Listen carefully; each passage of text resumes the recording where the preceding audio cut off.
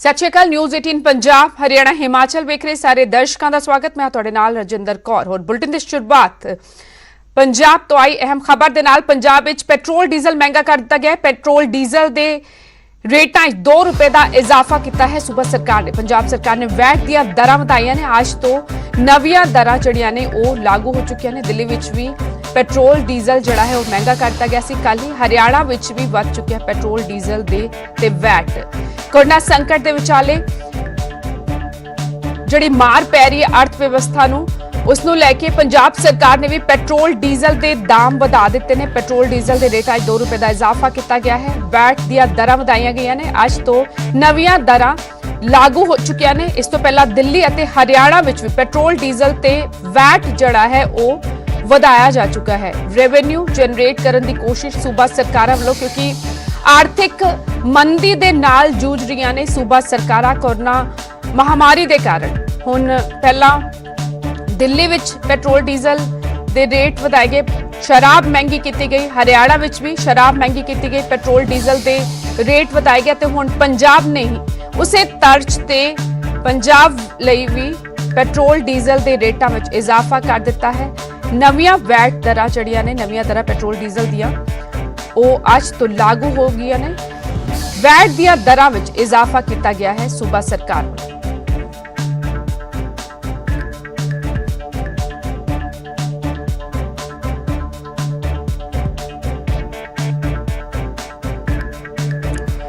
पंजाब विच petrol diesel महंगा। Corona संकट विचाले महंगाई की मार। हालांकि कोरोना संकट के नाल आम लोगों नूं भी किस कदर दुकानां लंबे समय तक बंद रहियां, इंडस्ट्रीज जड़ियां ने वो तमाम शर्तां दे नाल खुल रही ने। सो एक होर वड्डा झटका आम लोगों नूं पिया है महंगाई की मार विचाले।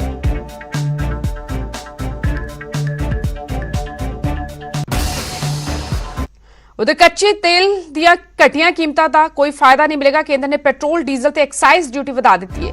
पेट्रोल ते एक्साइज ड्यूटी 10 रुपए वधाई गई है। डीजल ते 13 रुपए एक्साइज ड्यूटी वधाई गई है। एक्साइज ड्यूटी च वाधे का हालांकि आम लोगों पर असर नहीं पेगा। पेट्रोल डीजल दे रिटेल दियां कीमतां च कोई बदलाव नहीं होगा। वधी हुई एक्साइज ड्यूटी तेल कंपनियां सहन करनगियां। हालांकि कच्चे तेल दियां कीमतां घटिया ने पर इसका कोई फायदा नहीं मिलने वाला। केंद्र ने पेट्रोल डीजल ते एक्साइज ड्यूटी क्योंकि वधा दी है। 10 रुपए वधाई गई है पेट्रोल ते 13 रुपए डीजल ते एक्साइज ड्यूटी वधाई गई। एक्साइज ड्यूटी वाधे का आम लोगों पर कोई असर नहीं पेगा। जिहड़ी एक्साइज ड्यूटी वधाई गई है उसका खर्चा जड़ा है वो तेल कंपनियां सहन करेंगी।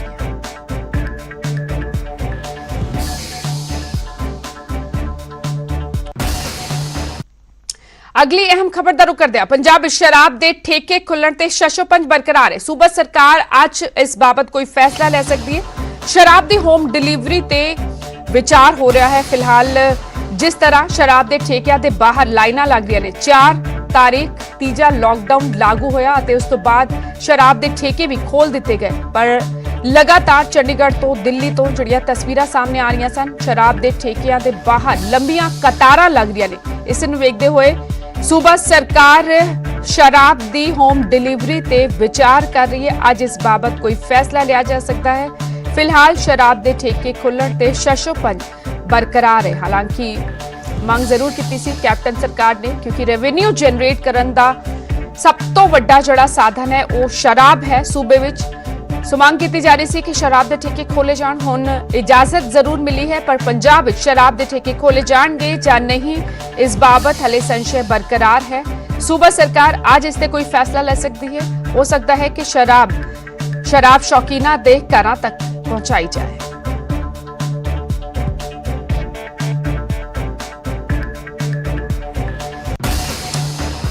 सो पंजाब विच शराब के ठेके अजे खुलने ने अते शराब की विक्री किस तरह करनी है इसनूं लैके पंजाब सरकार नीति भी बना रही है।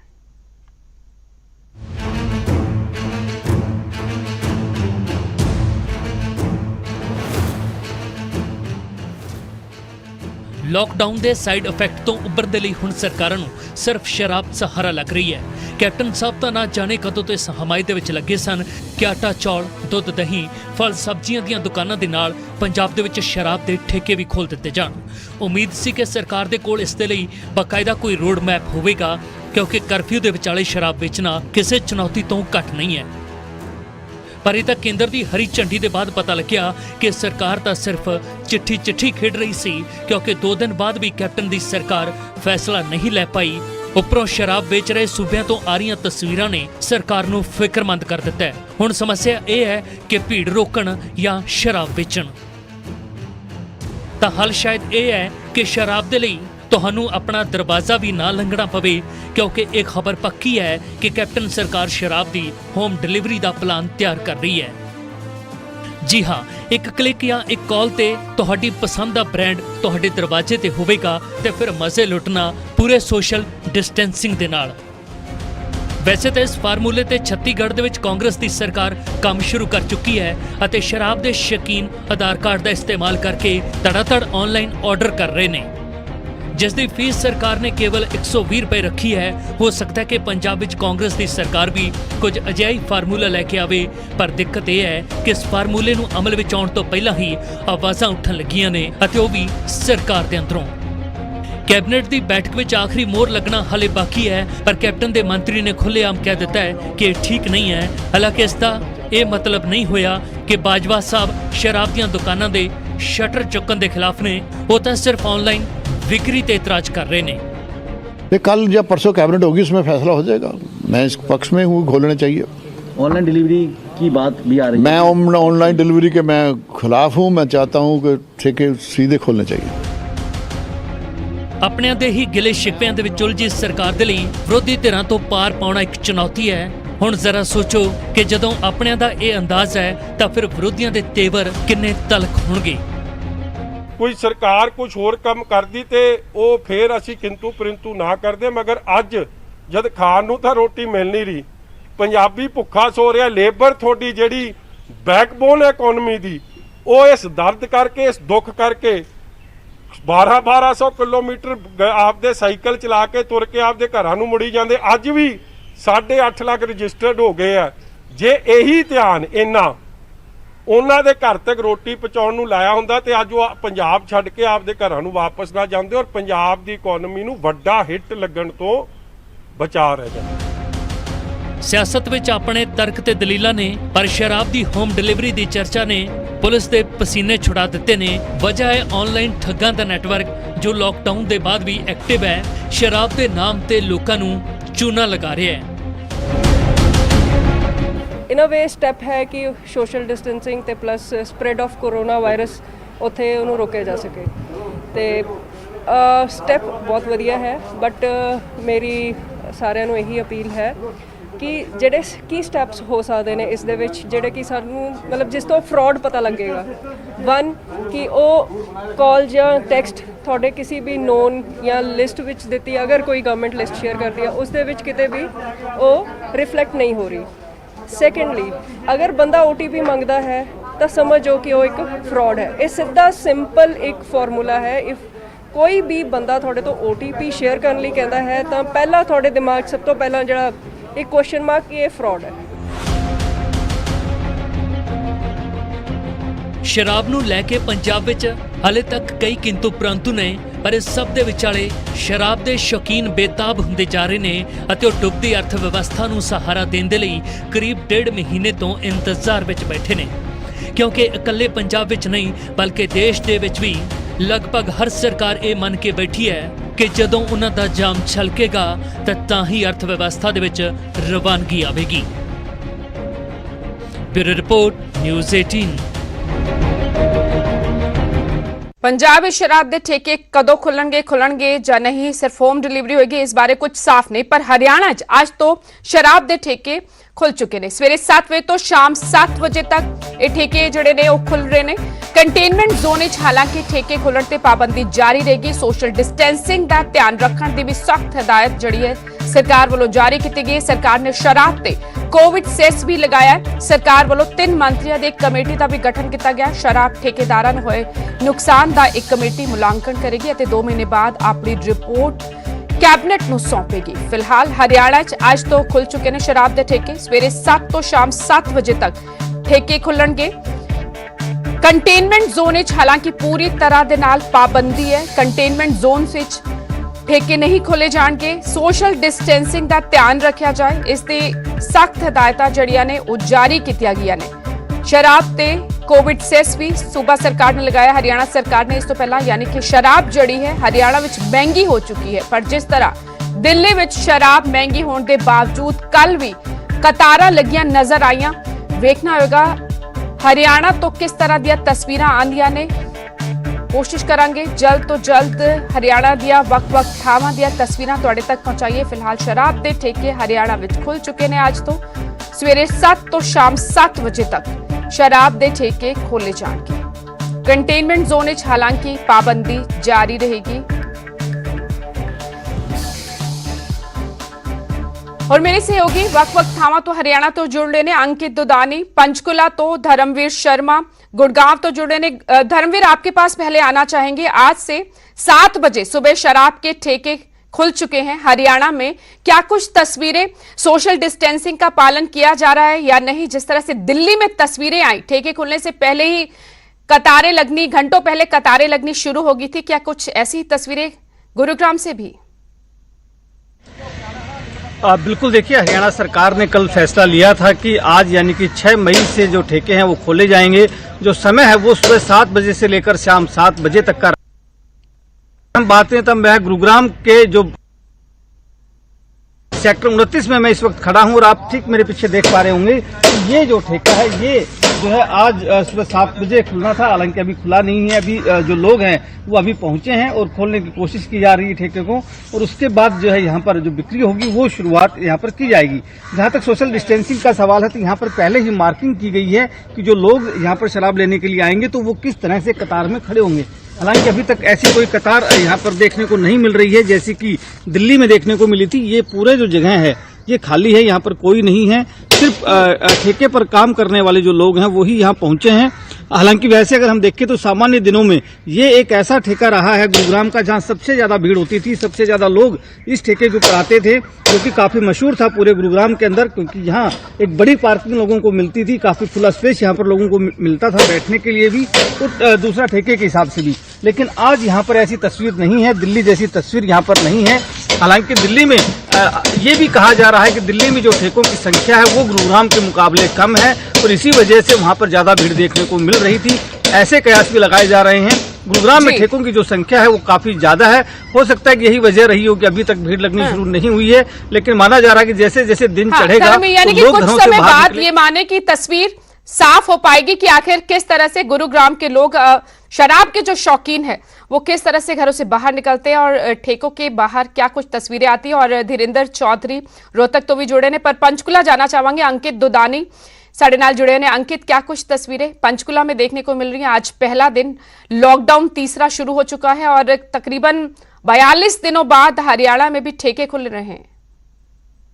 बिल्कुल बिल्कुल राजेंद्र, मैं आपको दिखाना चाहूँगा कि हम पंचकुला के अंदर मौजूद हैं और पंचकुला के अंदर ये ठेका है, सेक्टर 14 के अंदर ये ठेका है और आप देख सकते हैं कि लाइन की अगर बात की जाए तो लोग पहुंच चुके हैं, शराब के जो शौकीन हैं वो लोग पहुंच चुके हैं और सोशल डिस्टेंसिंग हालांकि फॉलो की जा रही है, पूरी तरह से सोशल डिस्टेंसिंग फॉलो की जा रही है। और जिस तरह से सरकार के आदेश हैं, आज 42 दिनों के बाद जब ठेके खुले हैं तो अभी हालांकि जो ठेका है वो अभी नहीं खुला है, तो वो अभी नहीं खुला है तो लेकिन 7 बजे का समय रखा गया था कि 7 बजे ये ठेका खुलेगा, लेकिन 7 बज चुके हैं और अभी तक ठेका नहीं खुला है। लोग इंतजार कर रहे हैं कि जैसे ही ठेका खुलेगा तो वो अपने जो भी सामान लेना है वो यहाँ से लेंगे और उसके बाद अपने अपने घर को निकलेंगे। लेकिन जो पूरा ध्यान सोशल डिस्टेंसिंग का है, हालांकि मार्किंग तो यहाँ कोई नहीं की गई है। जिस तरह से दिल्ली में हाल देखने को मिला था कि दिल्ली में एक के ऊपर एक लोग चढ़ रहे थे, ऐसा कुछ नहीं है, क्योंकि पंचकुला जो है बड़ा सभ्य लोगों के माना जाता है कि सभ्य लोग यहाँ रहते हैं और एक कारण यहाँ भीड़ कम होने का ये भी है कि चंडीगढ़ के अंदर जो है वो शराब सस्ती है, तो लोग चंडीगढ़ से ज्यादा लाना प्रेफर करते हैं यहाँ पंचकुला की बजाय, क्योंकि पंचकुला और चंडीगढ़ में ज्यादा अंतर नहीं है, तो लोग वहां से ज्यादा लाना पसंद करते हैं और इसीलिए यहाँ की अगर बात की जाए तो यहाँ संख्या कम है। तो शराब जो है महंगी भी कर दी गई है। हरियाणा में कोविड सेस लगाया है हरियाणा सरकार ने।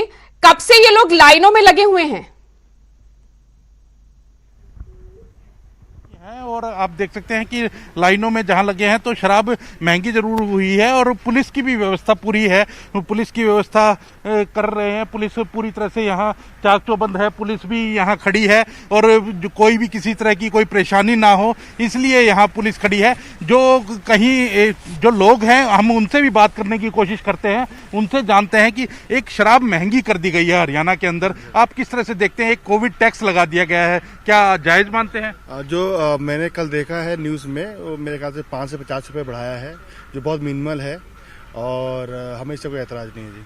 तो कहीं ना कहीं क्योंकि एक कोरोना महामारी है और कोरोना महामारी में पूरा देश साथ दे रहा है, तो आप लोगों को भी कोई एतराज नहीं है? नहीं जी, बिल्कुल एतराज नहीं है और हम अपने आप को बहुत लकी समझते हैं कि अगर ठीक है, कंट्रीब्यूट कर पाए। ठीक है अंकित, कोई फर्क नहीं पड़ता। 5 से 50 रुपए महंगी भी हुई शराब हरियाणा में, तो इससे शराब के शौकीनों को कोई फर्क नहीं पड़ रहा। धीरेन्द्र चौधरी रोहतक से हमारे साथ जुड़े हुए हमारे सहयोगी। धीरेन्द्र, रोहतक में क्या कुछ तस्वीरें देखने को मिल रही हैं? 7 बजे ठेके खुलने का समय था, क्या ठेके खुल चुके हैं और यहाँ किस तरह से, क्या यहाँ भी कतारें लग रही हैं और लोग सोशल डिस्टेंसिंग का ध्यान रख रहे हैं या नहीं? देखिए राजेंद्र, आज सुबह 7 बजे से ठेके खुलने की आदेश थे और ठेके खुलते हुए नज़र भी आ रहे हैं। सबसे पहले आपको तस्वीरें भी दिखाते हैं कि ये रोहतक के सेक्टर 2-3 पार्ट का, मार्केट के पार्ट का ठेका है, ये खुल चुका है सुबह 7 बजे। लेकिन आज 2 दिक्कतें आएंगी। दिक्कत पहली तो ये है कि तकरीबन 1.5 महीने बाद शराब के ठेके खुले हैं, इसलिए सबसे पहले इनकी साफ़ सफाई की जा रही है। काफ़ी धूल भर चुकी है क्योंकि ताला लगा हुआ था। उसके बाद से जो आज कारिंदे यहाँ पर पहुँचे हैं, ये साफ़ सफाई में जुटे हुए हैं और इसमें हो सकता है कि 1 से 1.5 घंटे का वक्त लगेगा। लेकिन दूसरी बात यह है कि जब सरकार ने कोविड सेस लगाया है, तो क्या इस पुराने स्टॉक को बेचा जाएगा जो इनके पास था, या नहीं बेचा जाएगा, या फिर नया स्टॉक आएगा उसके बाद बेचा जाएगा? सर, आपसे जानना चाहेंगे कि अभी स्टॉक आपके पास नहीं आया नया? नहीं, अभी तो कुछ नहीं आया सर। अभी आएगा कुछ साल उनसे ट्रांसफर होके, उसके बाद ये दुकानें अभी साफ सफाई होगी, उसके बाद। धीरेन्द्र, यहाँ पर अभी लोग नहीं पहुंचे हैं, सिर्फ ठेका खुल रहा है। देखिए, ठेका खुल गया है, साफ सफाई का काम चल रहा है और लोग भी पहुंचे हुए हैं। हाँ, वो भी तस्वीर आपको दिखाते हैं। आप मेरे साथ देखिए कि किस तरह से जो ठेके के बाहर है वो लोग आने शुरू हो चुके हैं। हम तस्वीरों में दिखाना चाहेंगे कि देखिए, आपको दूर लोग बैठे हुए नजर आ रहे हैं, ये भी इंतजार कर रहे हैं कि किस वक्त शराब की बिक्री शुरू होगी। लेकिन जो कारीगर हैं उनका कहना है कि शुक्रिया धीरेन्द्र, आपके पास आएंगे, पर फिलहाल ये सीधी तस्वीर रोहतक, गुरुग्राम ਅਤੇ पंचकुला तो हरियाणा, क्योंकि आज तो सवेरे 7 वजे तो शराब के ठेके खुल चुके ने, शाम 7 वजे तक ये ठेके खोले जाएंगे। पर पंचकुला तो ਜਿਹੜੀਆਂ ਤਸਵੀਰਾਂ ਆਈਆਂ, ਲੋਕ ਸੋਸ਼ਲ ਡਿਸਟੈਂਸਿੰਗ ਦਾ ਖਾਸਾ ਧਿਆਨ ਰੱਖ ਰਹੇ ਨੇ। ਕੋਰੋਨਾ ਦਾ ਕਹਿਰ ਲਗਾਤਾਰ ਜਾਰੀ ਹੈ, ਇਸ ਵਿਚਾਲੇ ਸ਼ਰਾਬ ਜ਼ਰੂਰ ਮਹਿੰਗੀ ਹੋਈ ਹੈ ਹਰਿਆਣਾ ਵਿੱਚ, ਪਰ ਸ਼ਰਾਬ ਦੇ ਸ਼ੌਕੀਨ ਜ਼ਰੂਰ ਠੇਕਿਆਂ ਦੇ ਬਾਹਰ ਪਹੁੰਚ ਰਹੇ ਨੇ। ਫਿਲਹਾਲ ਇੱਕ ਛੋਟੇ ਜਿਹੇ ਬ੍ਰੇਕ ਲਈ ਇੱਥੇ ਰੁਕ ਰਹੇ ਹਾਂ। पंजाब में 1500 के करीब पहुंच चुके हैं कोरोना के मामले। 24 घंटे 250 तो ज्यादा मामले सामने आ चुके हैं। ज्यादातर मामले श्रद्धालुओं के नाल जुड़े ने। हुण तक 25 लोग जड़े ने वो दम तोड़ चुके हैं कोरोना के चलते। हुण तक 133 मरीज ठीक भी हुए। पंजाब में लगातार आंकड़ा वध रहा है कोरोना पॉजिटिव मरीजों का। 25 लोगों की मौत हो चुकी है। अमृतसर 22 साल लड़की की मौत की खबर तो बाद 25 लोगों की हो गई है गिनती। पंजाब में कोरोना कारण मौत जड़ी है वो 25वीं मौत एक 22 साल लड़की की हुई। टीबी की मरीज सी, हस्पताल दाखिल सी। मौत तो बाद जदों सैंपल ले गए तो कोरोना की तस्दीक उस विच हुई।